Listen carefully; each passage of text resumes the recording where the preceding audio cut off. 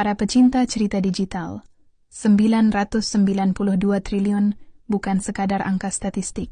Jumlah yang setara dengan sepertiga APBN Indonesia ini berasal dari emas yang dikeruk secara ilegal dan dicuci melalui sistem keuangan canggih, bukan dari pajak rakyat atau devisa sah.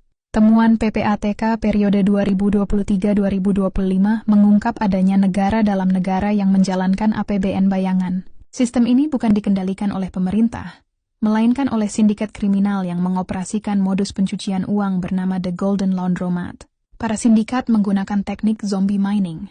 Emas ilegal dari PT di Papua atau Kalimantan Barat diberikan status hukum dengan menggunakan IUP perusahaan mati. Lewat dokumen terbang, emas tersebut disulap jadi hasil tambang legal, dilebur bersama emas sah di smelter nakal, lalu masuk pasar global. Tragedi utama bukan hanya pencurian, melainkan pelarian modal besar ke Singapura dan Hong Kong. Dengan menyamarkan emas batangan sebagai perhiasan setengah jadi atau scrap gold, mereka menghindari pajak ekspor dan hilirisasi.